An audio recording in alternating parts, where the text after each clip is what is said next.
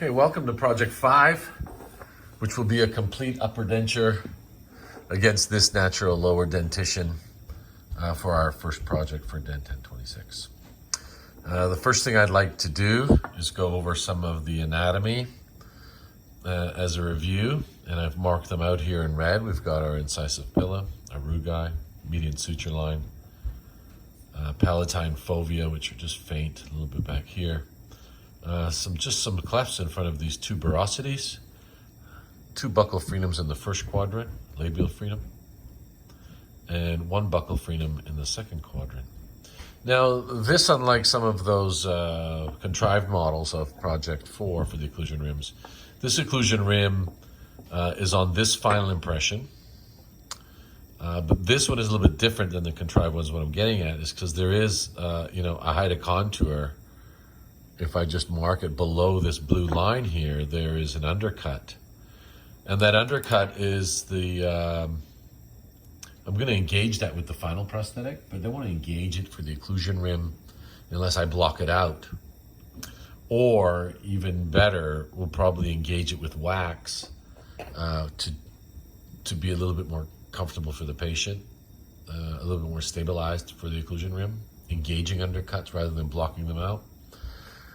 And also giving us more room for the prosthetic setup of the anterior teeth. There's different ways to make occlusion rims. I think this would be more, let's say, industry standard. I don't think the dentists prefer one way or the other as long as it's stable and fits, and hopefully they provide us with a good final impression. I've taken some Vaseline, and I'm going to Vaseline the model because I do not want the light cure material to adhere to the stone at all.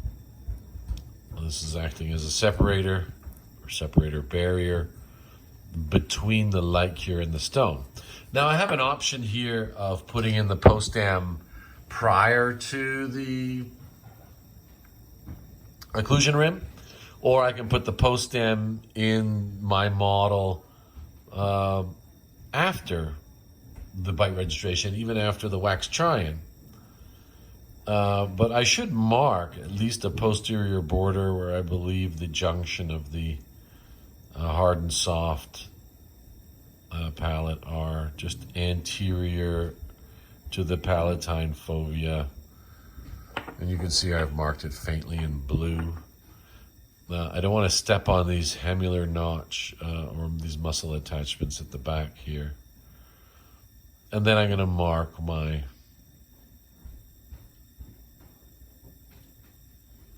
post-dam as such. Like I said, you can scribe it now, or we can do it after. Just to switch it up, let's do it after.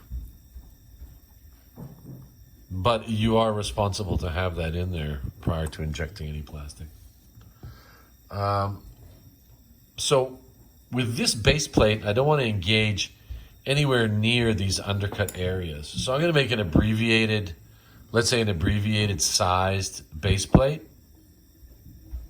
And this is why I've given this one a separate entity video from the occlusion rim of Project 5. So instead of having a wax border at the back, I'm putting this right on my post-dam line, the light cure, even tapering it down.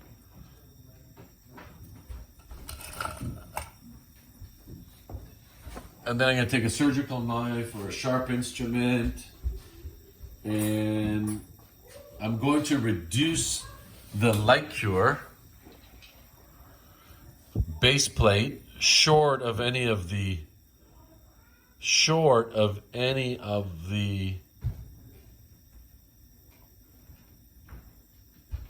undercuts. I've even gone around the incisive pillar at the front.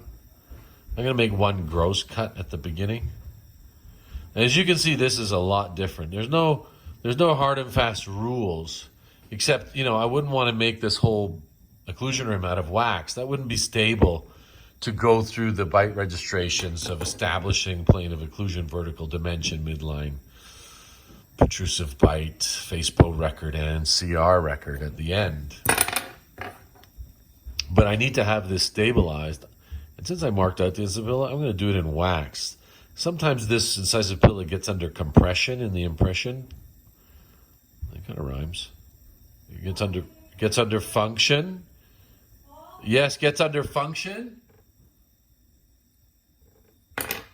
And then if this gets under function, it'll displace. And as you can see here, I haven't even come anywhere near the undercut areas. Basically just a pallet slightly over the ridge all the way around.